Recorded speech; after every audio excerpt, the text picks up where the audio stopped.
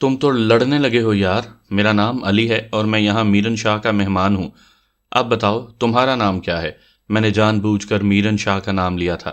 جس کا میں نے واضح اثر دیکھا وہ تھوڑا ڈھیلا پڑ گیا.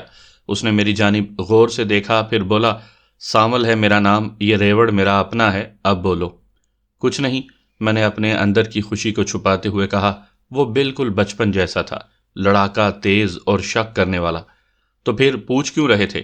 اس نے شک بھرے لہجے میں سوال کیا تو میں نے مسکراتے ہوئے کہا، بس یار یہاں کے لوگوں کے بارے میں جاننا چاہتا تھا، ان سے باتیں کرنا چاہتا تھا. تمہیں برا لگا تو کوئی بات نہیں، میں کسی دوسرے سے بات کر لوں گا. تو ٹھیک ہے، جاؤ کر لو، اس نے اکھڑ لہجے میں کہا تو میں ہنس دیا. اس پر سانول نے مجھے غور سے دیکھا. اس کا چہرہ تن گیا تھا. بلا شبہ وہ یہی سمجھ رہا تھا کہ میں اس کا مذاق اڑا رہا ہوں. اس نے چند لمحے میری طرف دیکھا اور پھر منہ پھیر کر اپنے ریوڑ کو ہانکنے لگا. اس کا واضح مطلب تھا کہ اب وہ مجھ سے بات نہیں کرنا چاہتا. میں وہیں کھڑا اسے دیکھتا رہا. بالکل انہی لمحوں میں مجھے وہ چہرہ یاد آنے لگا. ایک چھوٹی سی لڑکی کا ہیولا، نیلی شلوار، سنہری قمیض، سرخ آنچل، ماتھے پر جھومر، سفید گالوں پر سرخ غازہ لگائے، وہ بھی ماتھے پر تیوریاں ڈال کر بات کرتی تھی. وہ کون تھی؟ اس کا نام کیا تھا؟ وہ ذہن پر زور دینے کے باوجود بھی مجھے یاد نہیں آ رہا تھا. اس کی بھی کسی سے نہیں بنتی تھی. میں اس ہیولے کے خیال میں کھو گیا تو سامل اپنا ریوڑ لے جا چکا تھا. میں وہیں خیالات میں الجھا کھڑا رہا. میں واپس ڈیرے پر آ گیا تھا. وہاں سوائے بوڑھے خیر دین کے دوسرا کوئی نہیں تھا. وہ چارپائیاں بچھا رہا تھا. میں ایک چارپائی پر بیٹھ گیا تو اس نے میری طرف دیکھے بغیر کہا، بیٹا تم یہاں کس لیے آئے ہو؟ بابا میں یہاں دیکھنے یہ آیا ہوں کہ تم لوگوں کی زندگی میں کیا سہولت دی جا سکتی ہے اور یہ سہولت کیسے مل سکتی ہے. میں نے بہت آسان کر کے اسے بتانا چاہا تو وہ ایک لمحے کو ساکت ہو گیا. پھر سوچتے ہوئے بولا، تم کوئی قسمت بدلنے والے ہو یا تقدیر بنانے والے؟ بوڑھے خیر دین کے لہجے میں جو تلخی، احتجاج اور طنز تھا میں اس سے بخوبی واقف تھا. یہ ایسی سچائی تھی جس نے زندگیوں کو نگل لیا ہوا تھا. صدیوں سے وہاں رہنے والے لوگوں کی وہی زندگی تھی، وہی قسمت، وہی تقدیر. وہ وہاں سے نکل کر جاتے بھی تو کہاں جاتے؟ یہ تلخ حقیقت تھی کہ وہاں انسان بھی جانور کے جیسے زندگی گزارنے پر مجبور تھے. صبح ہوتے ہی گائیں چھوڑ دی جاتی تھیں، وہ سارا دن چر کر واپس اسی جگہ آ جاتی تھیں. انسان بھی وہیں رہنے پر مجبور تھے. پانی کے ٹوبے جن پر اکثر لڑائی بھی ہو جاتی تھی، وہیں سے انسان اور جانور پانی پینے پر مجبور تھے. نہیں بابا، میں انسان ہوں، نہ قسمت بدل سکتا ہوں اور نہ تقدیر میرے ہاتھ میں ہے. لیکن شاید تقدیر بنانے والے نے، قسمت لکھنے والے نے مجھے یہاں بھیج دیا. میں نے سکون سے کہا. تم کیا کر لو گے؟ اس نے میری جانب دیکھتے ہوئے کہا. جو میں ہنر جانتا ہوں، اس کی وجہ سے یہاں سہولیات مل جائیں تو شاید آپ سب اپنی قسمت بدلتی ہوئی محسوس کریں. شاید آپ لوگوں کی تقدیر بدل جائے. ایسا ہونا ہوتا تو کب کا ہو چکا ہوتا. خیر تم بھی دیکھ لو. اس نے کہا ہی تھا کہ میرن شاہ کے گھر کی طرف سے ایک نسوانی آواز ابھری، بابا یہ کھانا لے جا. لاشعوری طور پر میں نے اس طرف دیکھا. وہ چھوٹے سے دروازے کی اوٹ میں تھی. میرون رنگ کا زنانہ لباس ذرا سا دکھائی دے رہا تھا. باب خیر دین نے ایک بار ادھر دیکھا، پھر بولا، لے آؤ. اس کی آواز کی باز گشت اس میں ایک میانے سے قد کی صحت مند لڑکی میرے سامنے نمودار ہوئی. اس نے میرون رنگ کا لباس پہنا ہوا تھا. اسی رنگ کا آنچل یوں سر پر لیا ہوا تھا کہ اس میں سے اس کا گول چہرہ ہی دکھائی دے رہا تھا. تیکھے نین نقش، وہی ستواں نخرے بھرا ناک، وہی شرارتی گہری نیلی آنکھیں، وہی سرخ گال، ذرا سی خمیدہ ٹھوڑی، وہ چوڑا ماتھا اور دائیں جانب ہلکا سا زخم کا نشان. وہ ساوری تھی، وہی ساوری جو بچپن میں بتاشے، مکھانے اور مٹھائی اپنے بوچن میں چھپا کر رکھتی تھی. یہ میری بیٹی ہے ساوری، بابا خیر دین نے کہا تو میں ہڑبڑا گیا. میں نے بس ایک لمحہ اسے دیکھا تھا اور پھر نگاہیں جھکا لی تھی.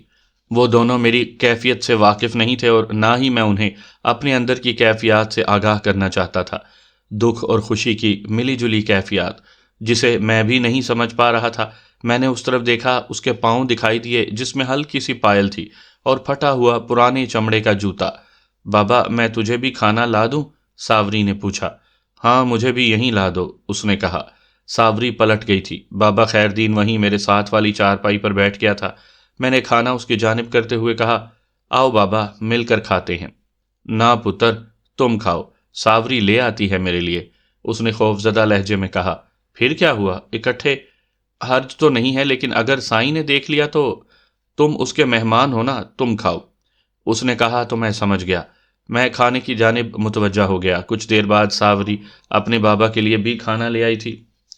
اس نے اپنے باپ کے سامنے کھانا رکھا، لمحہ بھر کو کھڑی رہی۔ مجھے یوں لگا جیسے وہ مجھے دیکھ رہی ہو۔ میں نے اس کی جانب نہیں دیکھا، مگر میرے اندر اسے بڑے غور سے دیکھنے کی شدید خواہش تھی۔ بچپن کا وہ بھولا بھالا چہرہ اس وقت کس قدر آتش فشاں بنا ہوا تھا، وہ دلوں پر راج کر سکتا تھا۔ شاید تیکھے نین نکوش والا چہرہ کچھ بھی حیثیت نہیں رکھتا تھا، بلکہ میری ہی کیفیات مجھے ورگلا رہی تھی۔ ساوری کھانا رکھ کر جا چکی تھی۔ میں کھانا کھا کر لیٹ گیا۔ میرے ذہن میں وہی سانول، ساوری اور کیکر آ بسے۔ وقت نہ جانے کتنی تیزی سے پیچھے چلا گیا۔ کیکر کے ارد گرد کتنے ہی سارے لڑکے تھے۔ ذرا فاصلے پر کچھ لڑکیاں بھی یہ کھیل دیکھ رہی تھی۔ ان میں ساوری بھی تھی۔ ایک اور لڑکی بھی تھی جس کا چہرہ ہیولے کی طرح میرے دماغ میں تو آ رہا تھا، لیکن وہ چہرہ واضح نہیں تھا۔ وہ کون تھی یہ بھی پتہ نہیں چل رہا تھا۔ سانول کے ذمہ باری آ گئی تھی۔ تنے کے ارد گرد ایک گول دائرہ بنایا گیا تھا جس کے اندر کچی زمین پر جوتے رکھے ہوئے تھے۔ تنے کے ساتھ ایک چھوٹی سی رسی تھی جسے سانول نے پکڑا ہوا تھا۔ لڑکے دائرے میں سے جوتے اٹھا رہے تھے۔ سانول رسی پکڑے پکڑے انہیں ہاتھ لگانے کی کوشش میں تھا، لیکن کوئی بھی ہاتھ نہیں آ رہا تھا۔ لمحہ بلمحہ جوتے کم ہوتے چلے جا رہے تھے۔ اگر سارے جوتے اس دائرے میں سے اٹھا لیے جاتے تو سانول کو بھاگنا پڑتا۔ اسے تھوڑے سے فاصلے پر موجود ڈیرے کے گیٹ کو ہاتھ لگانا تھا۔ اس دوران اس پر جوتوں کی بارش ہو جانے والی تھی۔ یہی اس کھیل کا سب سے اہم، دلچسپ اور مزیدار حصہ ہوتا تھا۔ جوتے کم ہوتے چلے جا رہے تھے۔ سانول کی جھنجھناہٹ بڑھتی چلی جا رہی تھی۔ لڑکے پرجوش ہو کر جوتے اٹھانے کی کوشش میں تھے۔ چند جوتے رہ گئے تھے۔ سانول رسی پکڑے تیزی سے گھوم رہا تھا۔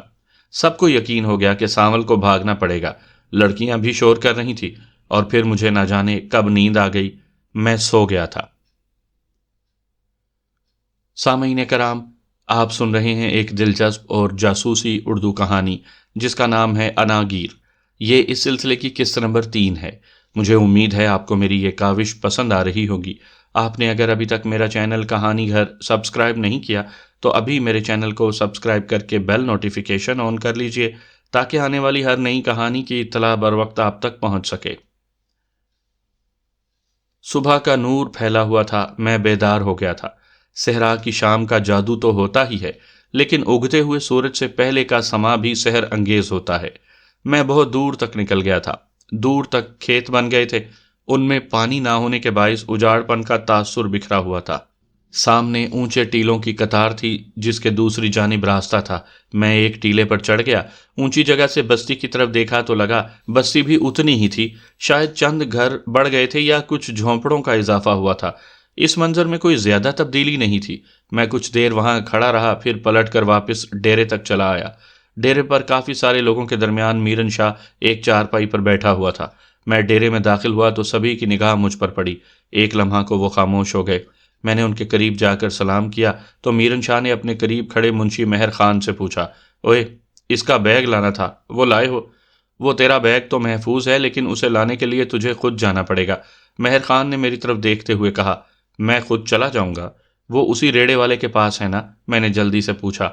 اسی کے پاس ہے، اور وہ چاہتا ہے کہ تمہارا بیگ تمہیں ہی واپس کرے، منشی نے تلخی سے کہا۔ ایسا کہتا ہے وہ؟ میرن شاہ نے غصے بھرے لہجے میں کہا، پھر لمحہ بھر بعد ٹھہرے ہوئے انداز میں بولا، چل ٹھیک ہے، خود ہی لے آئے، یہ جا کر اسے راستہ سمجھا دینا، بلکہ خیر دین کو بھی بھیج دینا ساتھ۔ ٹھیک ہے، مہر خان نے میری جانب دیکھتے ہوئے یوں کہا جیسے میرے متعلق بات ختم ہو گئی ہو۔ مجھے اس کا لہجہ اور انداز بالکل بھی اچھا نہیں لگا تھا۔ اس کا انداز یوں تھا جیسے وہ کسی ملازم یا اپنے کسی کمی کمین سے بات کر رہا ہو۔ میں خون کے گھونٹ پی کر رہ گیا۔ جب تک میں نہا دھو کر تیار ہوا وہ سب وہاں سے جا چکے تھے۔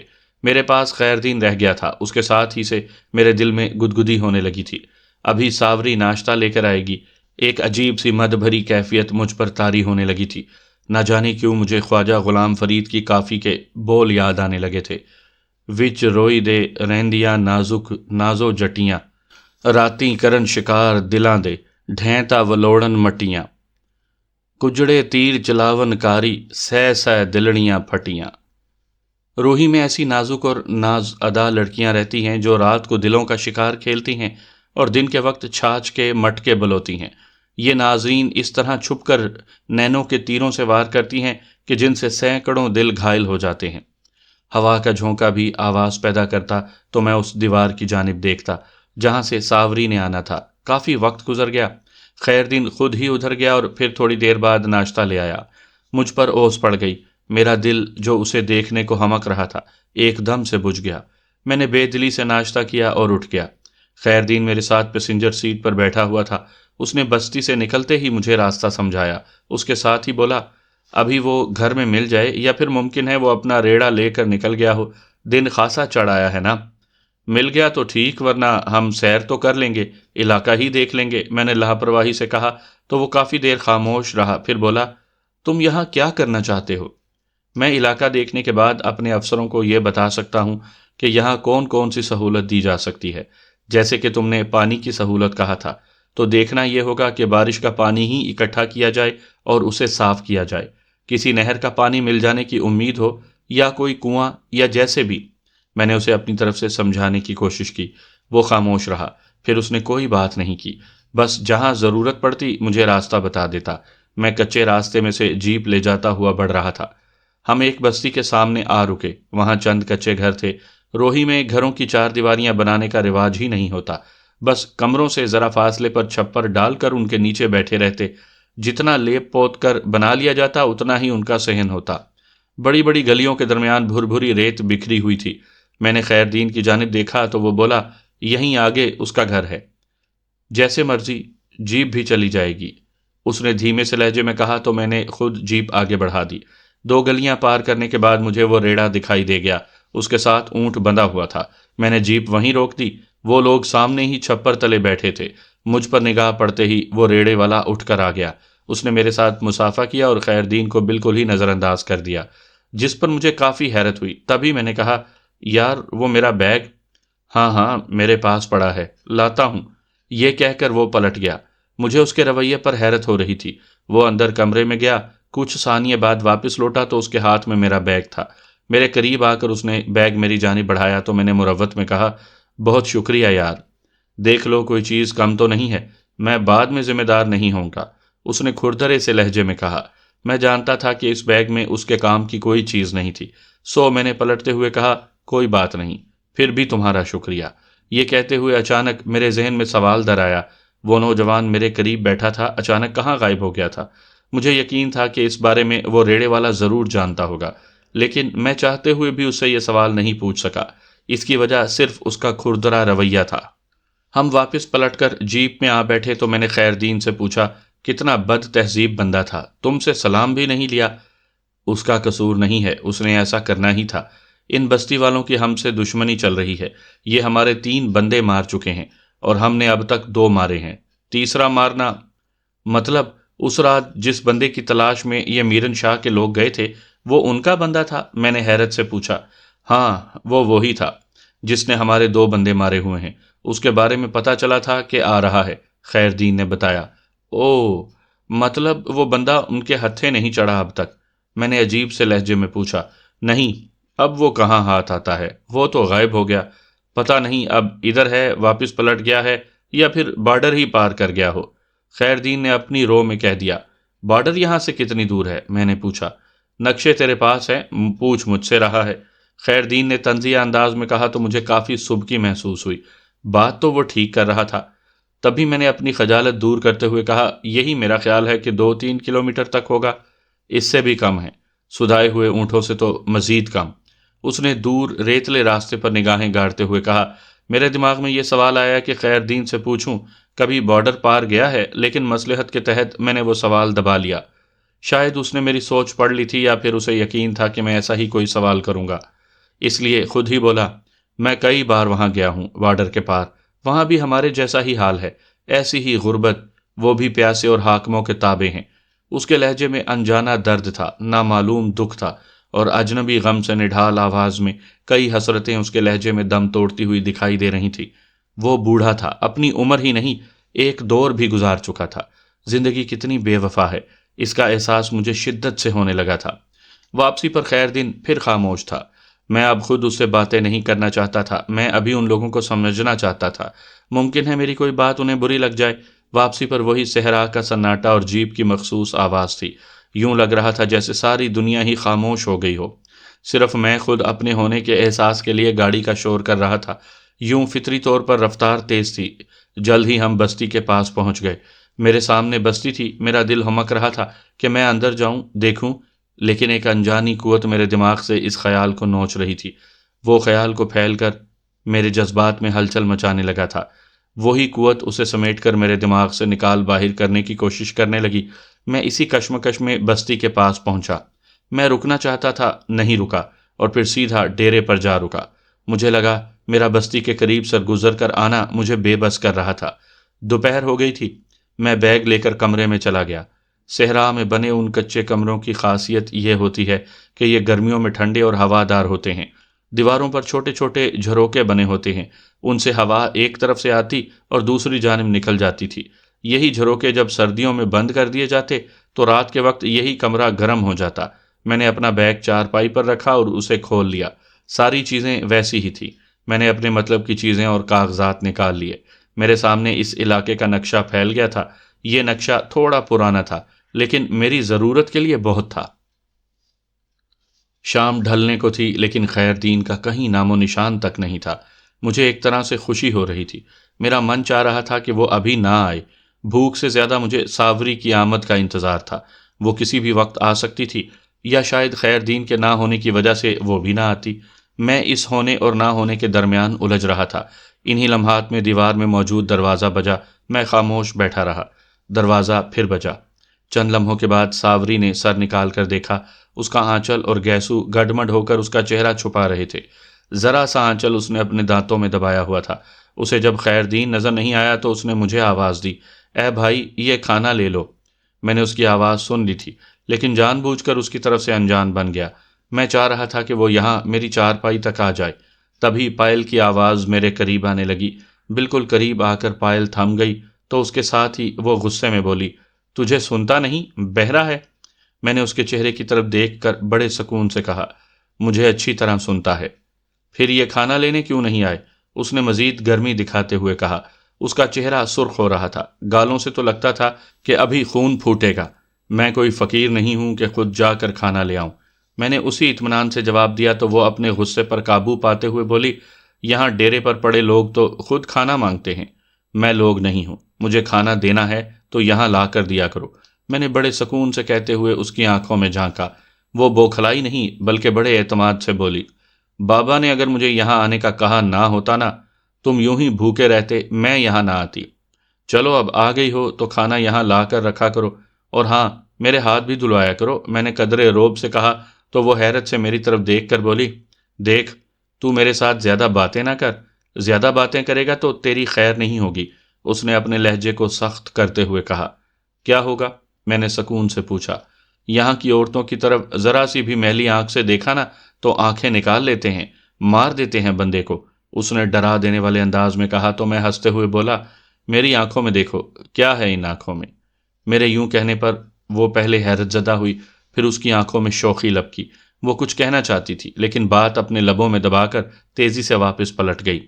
مجھے یوں لگا جیسے وہ بہار بھی اپنے ساتھ ہی لے گئی ہو۔ میں اسی کے بارے میں سوچنے لگا۔ یہ عجیب بات میرے ساتھ ہو رہی تھی کہ میں جب بھی ساوری کے بارے میں سوچتا، ایک اور چہرہ میرے دماغ میں اپنا احساس ضرور منواتا۔ نہ تو مجھے اس چہرے کے خد و خال یاد تھے، اور نہ ہی یہ پتا کہ وہ کس کا چہرہ ہے۔ بس ایک ہیولا سا میرے دماغ میں اٹھتا اور مجھے قابو میں کر لیتا۔ میں ساوری کے بجائے اسے سوچنے لگتا۔ یہ کیا تھا؟ پہلی بار مجھے یہ احساس ہونے لگا کہ یہ کیوں ہوتا ہے۔ میں انہی خیالات میں کھویا ہوا تھا کہ بابا خیر دین گیٹ کی طرف سے آہستہ آہستہ آتا ہوا دکھائی دیا۔ وہ بہت تھکا ہوا لگ رہا تھا۔ رات کا پہلا پہر ختم ہونے کو تھا۔ ڈیرے کے بالکل سامنے دور کہیں مجھے ایک الاؤ دکھائی دیا۔ یہ روہی کی ایک پرانی روایت تھی۔ چند یار لوگ بستی سے نکل کر دور کسی ٹیلے پر جا بیٹھتے تھے۔ وہاں جا کر الاؤ روشن کرتے اور اس کے گرد بیٹھ کر باتیں کرتے، گیت گاتے، وقت گزار کر واپس آ جاتے۔ یہ ایک عام سی تفریح تھی۔ میں چارپائی پر پڑا تھا، مجھ سے تھوڑے فاصلے پر بابا خیر دین لیٹا تھا۔ میں نے اسے دھیمے سے آواز دی۔ اس نے میری آواز کا جواب نہیں دیا۔ مجھے یقین ہو گیا کہ وہ سویا ہوا ہے۔ میں اٹھا اور جوتے پہن کر باہر کی جانب چل دیا۔ میں کوئی آدھا کلومیٹر چل کر ان کے قریب پہنچا تو وہ مجھے دیکھ کر خاموش ہو گئے۔ انہوں نے الاؤ کے گرد چادریں بچھائی ہوئی تھیں۔ قریب کی روہی میں موجود جھاڑی لانا کی لکڑیاں رکھی ہوئی تھیں۔ ہر ایک نے سگریٹ کی ڈبیاں نکال کر باہر رکھی ہوئی تھی۔ میں نے ان کے پاس جا کر الیک سلیک کی تو ایک بندے نے مجھے پہچان کر سب کو بتا دیا۔ تبھی مجھے وہاں بیٹھنے کی دعوت دی گئی تو میں ایک جانب چادر پر خالی جگہ دیکھ کر بیٹھ گیا۔ وہاں بیٹھ کر میں نے دیکھا بستی اندھیرے میں ڈوبی ہوئی تھی۔ ہمارے درمیان یوں ہی باتیں چل نکلیں۔ وہ مجھ سے پوچھنے لگے کہ میں یہاں کیوں آیا ہوں۔ میں ان کے سوالوں کے جواب دیتا رہا۔ میری کوشش تھی کہ میں ان میں سے کوئی ایسا بندہ تلاش کرنے میں کامیاب ہو جاؤں جو میرے کام آ سکتا تھا۔ وہ مجھے علاقے کے بارے میں بتا رہے تھے۔ کچھ دیر بعد میں نے کہا، یار معذرت چاہتا ہوں، میں تم لوگوں کی محفل میں مخل ہوا۔ میں یہاں 2 دنوں میں ہی گھبرا کر رہ گیا ہوں۔